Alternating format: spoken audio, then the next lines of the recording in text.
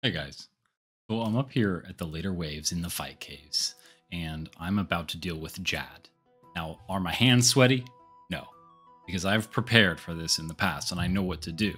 And I'm going to show you what to do so that you can get your very own fire cape. Good luck. Now, pay attention on the order of operations that I kill monsters in here, because this is very important. I want to kill the ranger because he's going to deal the most damage to me. But it's not the most important monster to kill. The most important monster is always the bats. And the bats, because they deal prayer negation damage, which is actually the worst type of damage that I'm going to take in these fight caves. These little guys can deal a little bit of damage to me. Similarly, the blobs can deal a little bit of damage to me. So if I can take those out while I'm protecting against the real threat, which is the major, then I'm going to take them out right away and be done with it.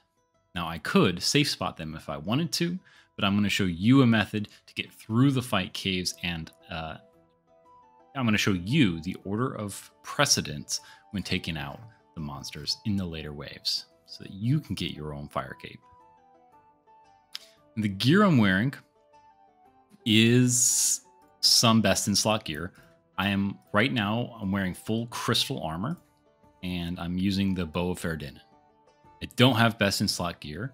I could have the Pegasian boots, but these boots are really good. God D'hide boots are great because they give a prayer bonus.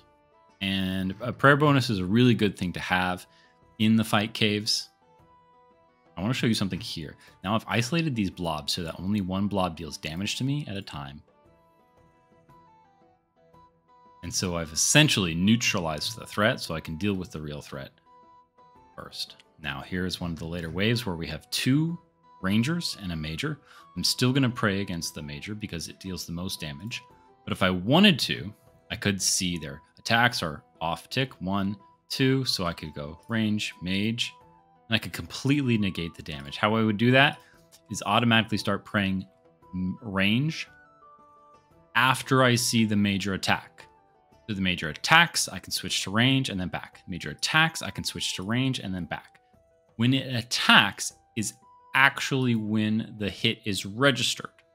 It doesn't appear until the animation comes all the way to you, but the damage comes to your character, actually comes to your character when the attack animation happens.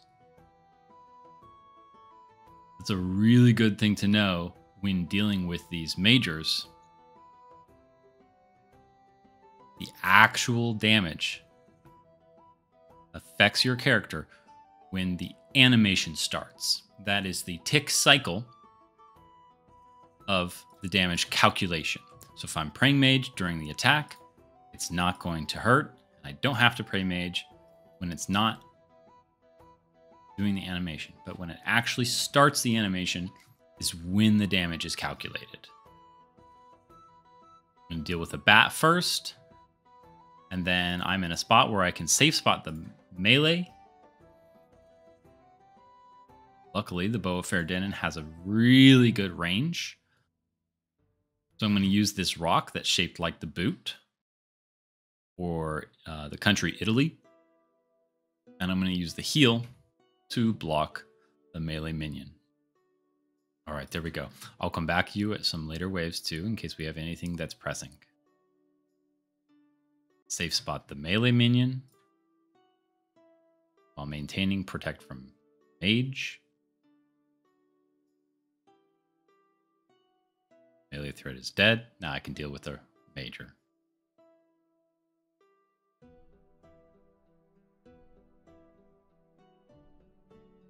All right.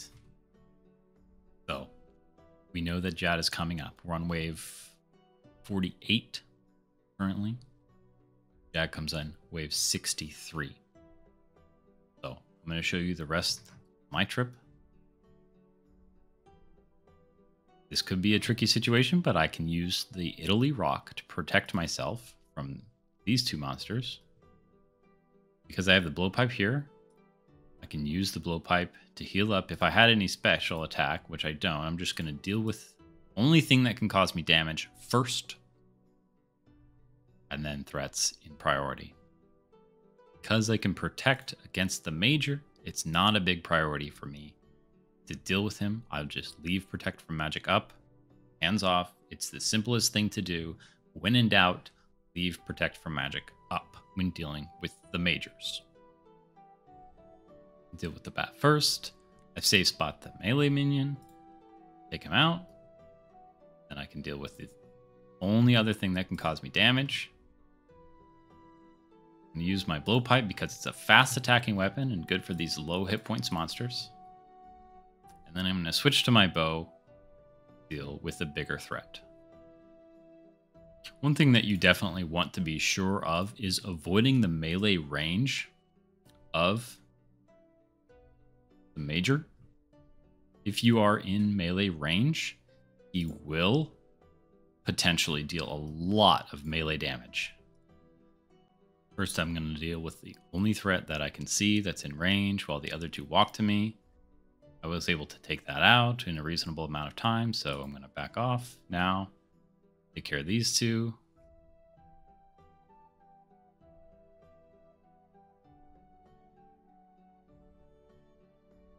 I'm placing one hit each because I have the ability to one hit, and I don't want to waste any ticks when dealing with these guys.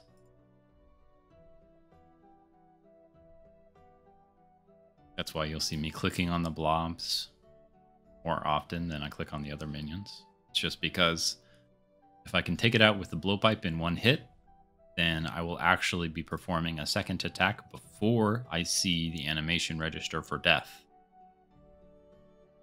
Now is the dangerous part. I have a major and a range minion. This is nice. I was able to get the range minion behind the major. That doesn't mean it's not going to deal any damage to me. Now that the major is dead, I can switch to range prey. I don't want to take a hit from the melee minion, so I'm going to position myself on this corner here so that he doesn't come around.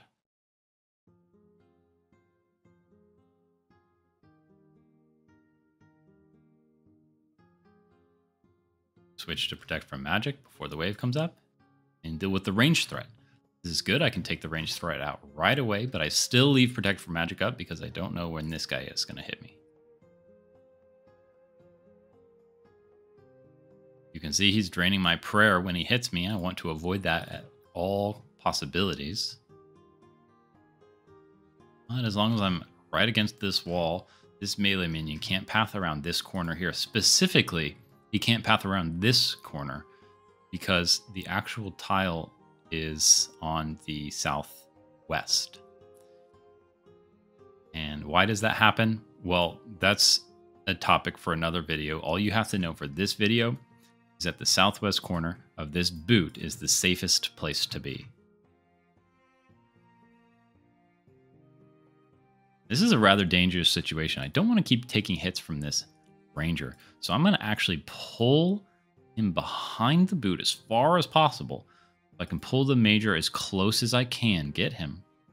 And then I will be able to deal with the mage minion without exposing myself to the line of sight of the ranger.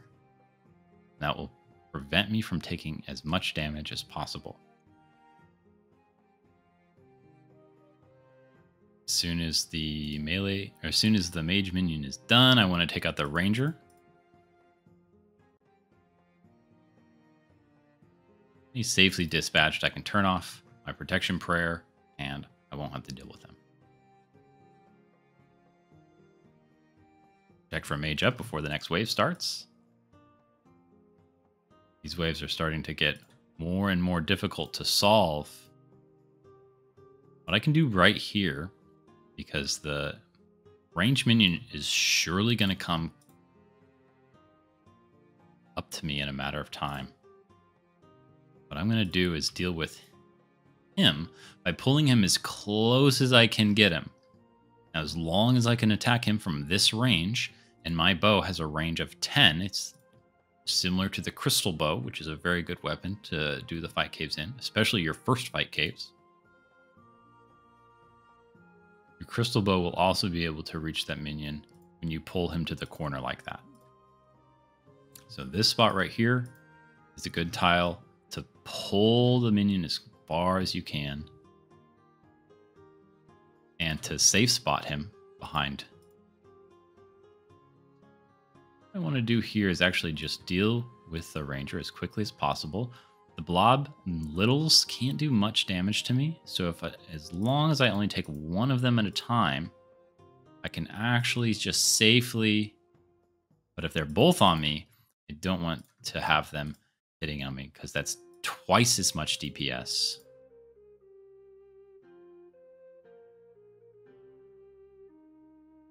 Right here, I can't exactly reach the major. If I did, I would probably be pulled out of safe. Yep, I would be pulled out of the safe spot range. Test. One important thing to know about the way run on works when you're attacking and pathing, if you're one space away out of their range, your character is actually going to path 2 tiles. But you can attack it from 1 tile prior to where you go. What that means is your max range is actually 1 tile greater than your auto path will take you. That can be useful in certain situations, but it's one of those things that if you play enough RuneScape, you'll eventually become aware of.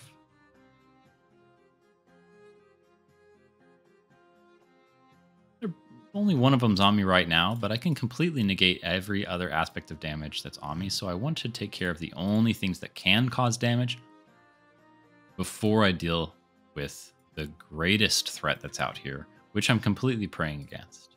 But again, I also want to take out the bat, just at my convenience, but definitely before the bat actually does any hit to you. Because when the bat does hit you, it will drain your prayer. And prayer management is one of the biggest tasks to achieve the fire cape. Right now the ranger is on me, so I want to pull him as close as I can. Also, by using this rock the way it's set up, I can actually prevent him from damaging me. Until he comes around the corner, that is. Just to get him to not damage me for as long as possible gives me the greatest chance of success here. Wouldn't you know it, I was actually able to take him out with just an extra hit that I placed.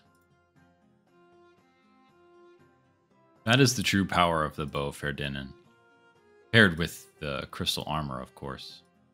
Now I have 2 rangers and a major. In this case, I'm actually able to safe spot the major behind the Italy rock.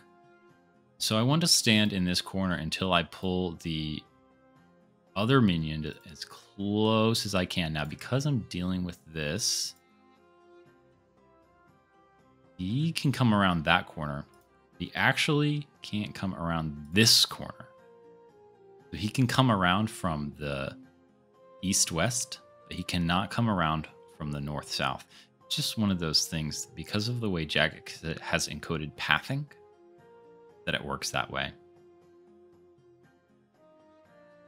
Okay, 2 rangers are down. That means the next wave is going to be 2 melee minions. And now come the really difficult. Correction, that was actually probably one of the most difficult waves to deal with.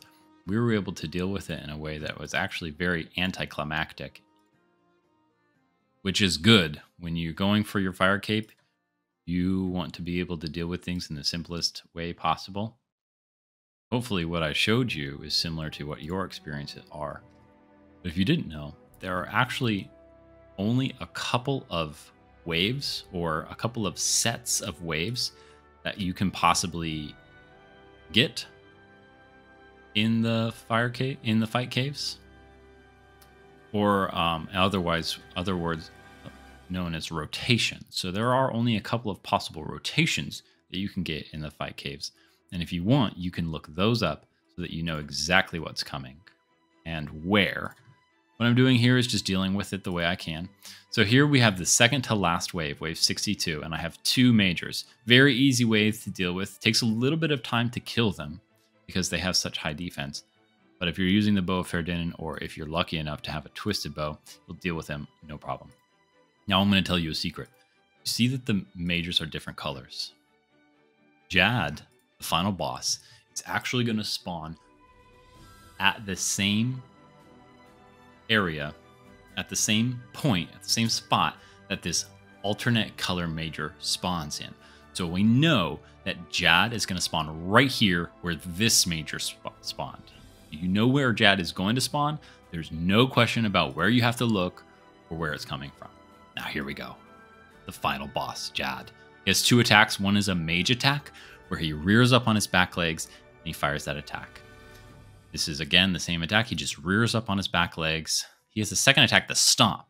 Now when you see the stomp, you can immediately switch to protect from range. Stomp. Here we go. Another stomp there. Rears up and I want to protect from mage. Stomps and I protect from range. There we go. Rears up and I want to protect from mage. And dealing with his healers can be very easy. All you have to do is tag them once. They won't deal that much damage to you, so don't even worry about it. And congratulations! You've achieved your very first fire cape. Way to go, you are now true RuneScape champion material. Here's my fire cape, and I'm going to actually gamble it with this guy to see if I can bargain with a Tizrek Jad, a little Jad pet. Yes, I know I won't get this fire cape back if I gamble for the pet. Oh, but I'm not lucky. Maybe next time, we'll see. I actually have my own fire cape in the bank, so I don't even need to worry about it. But there we go. There is your fire cape tutorial. Good luck, and may the drops be in your favor.